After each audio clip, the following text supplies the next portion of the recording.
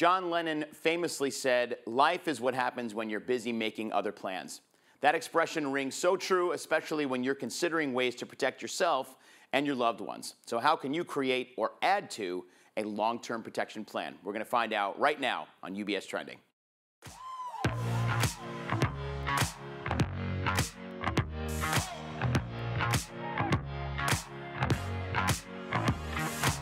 Hi, everybody, and welcome to UBS Trending. I'm Anthony Pastore. Thank you so much for joining me today. My guest in the studio is Phil Pellegrino, the head of Wealth Planning and Insured Solutions here at UBS. Phil, always nice to have you join me. Good morning, Anthony. It's good to be here. Good morning. And, you and I have had lots of conversations over the years, and you're having them almost every day right now with our clients and their financial advisors about long-term care. And I think there may be some misconceptions out there about exactly what long-term care insurance is, how it works. So maybe you can level set with us and just let's talk about what it is and maybe even what it is not. Okay. So this is a really important topic, and let me start with the good news. The good news is that people are living a lot longer.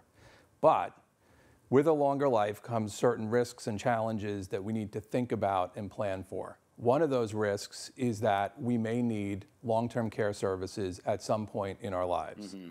Long-term care is something that is expensive, and it isn't covered by Medicare. It's things like home health care aides, assisted living, nursing home facilities, and you'd be surprised. We are much more likely to need to take advantage of these services at some point than most people think. There is a great report that's out right now from our Chief Investment Office that talks about the importance of planning for long-term care, talks about the landscape and the likelihood that we'll need it at some point in our lives. Mm-hmm. There's a great illustration in there that looks at a 65-year-old male-female couple. It says a lot of things, but the bottom line is that that couple has an 85% chance of needing long-term care services at some point in their lives. Wow. So considering that we're likely to need it at some point, it's very expensive, it doesn't come from Medicare, so we need to figure out how to fund it. This means we should be talking about it and we should be thinking about it in the context of a financial plan. Yeah, and you know what, Phil, that number, by the way, is staggeringly high. I'm sure maybe other people out there were surprised as when I first saw that 85% of couples will use it. And knowing and understanding that it is not covered by Medicare and that you have to do it on your own, maybe you can kind of go through, because I think personally, long-term care insurance or the lack thereof has touched members of my family as they've gotten older. I'm sure a lot of people also have their own kind of stories to tell. How has it affected you? So it has affected me directly. About 18 months ago, my mom was diagnosed with Alzheimer's disease. We started to notice some changes in the early days of the pandemic, which we thought was just normal aging, and we thought it was, impacted by the, everything that was going on in the world, the anxiety and the isolation that was occurring. But over time, we realized there was something more, and we started to seek professional help, and we wound up with a diagnosis of Alzheimer's. And since then, I've been thrust into this kind of new world where I've gotten experience as a part-time caregiver, along with my wife and my sister and her husband. And more recently, as a manager of her professional care services, we recently brought in a home health care aide. And so we're learning a lot of things along the way, but what I can share with you now, having gone through it personally, is it's quite impactful. Not just to the person that is directly impacted by it, but also to the people around them that are providing support, the loved ones, right? And so my personal experience showed me that it is real, okay? And I've seen the weight and the gravity of it on many different levels, starting with financial, and then extending to emotional and even physical, right?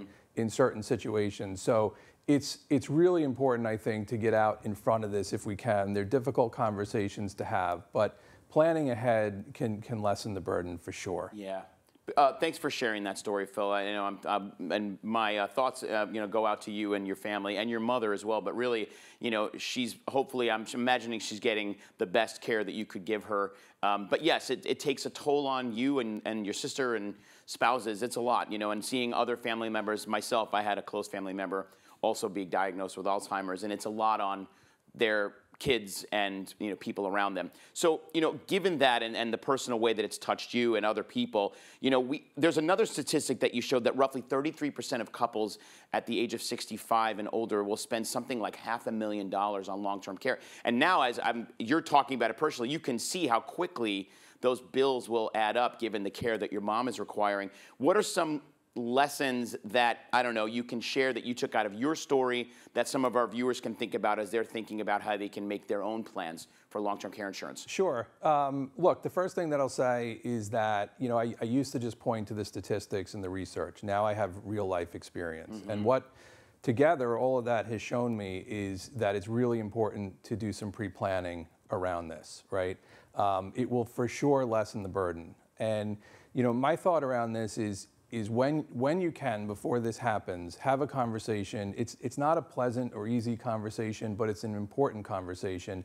And that conversation, I think, should include not just the person that may be directly impacted by it, but the people around them that may play a role in the care and the support. So you need to think about things like who could be a direct caregiver, mm-hmm.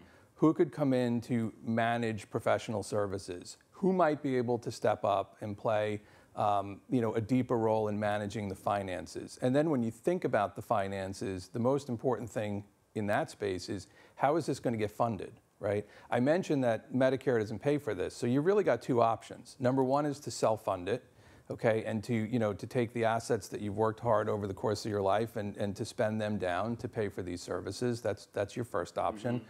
Your second is to shift the risk to an insurance company through the acquisition of a long-term care policy. And just to be candid with you, my mom didn't have that, okay?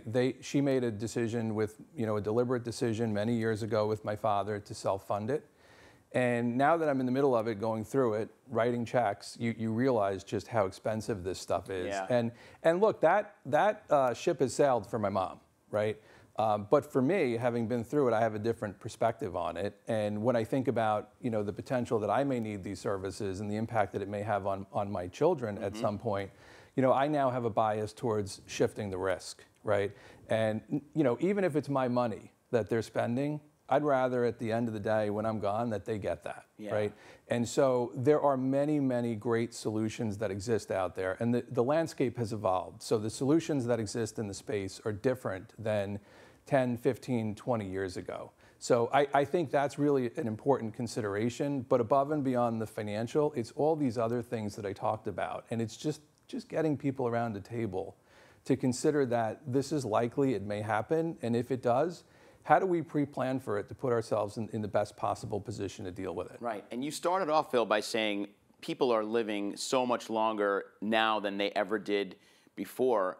And the likelihood of needing some version of care as they get older is higher and higher. Yeah. So again, as you mentioned also, this is a very personal decision, something that you make with your family before things, turn where they need the care, or talking with your financial advisor is also a good option here, which we recommend. So as we close, Phil, after sharing what you shared, what are some of the key takeaways for the audience given the topic? So look, I think the first thing, and you mentioned it, is reach out to your financial advisor. That's a great starting point, right? Because this is something that we need to consider in the context of an overall financial plan, mm-hmm. and we need to manage it. And the financial advisor can help to do that. They can also give you access to the report that I just talked about, the recently published report from our Chief Investment Office that talks about long-term care, the importance for planning for it. It would be great to view that. You can get it from your financial advisor. You can also get it on our public website, ubs.com, and you can also access other important resources related to planning. So that's where to start. Yeah. Phil, thank you. And by the way, thanks again for your candid story. And, again, thoughts go to your mom and your family for getting through this tough time together. And I imagine, like I said, I'm sure she's getting the best care that you could possibly get her. And anyway, it's great to see you, my friend. By the way, and I want to just say this thanks to you, is seeing this story on paper and looking at numbers is nothing compared to when it finally hits home and affects a loved one. So something to think about as, our viewers are thinking about what they're going to do in their making of plans.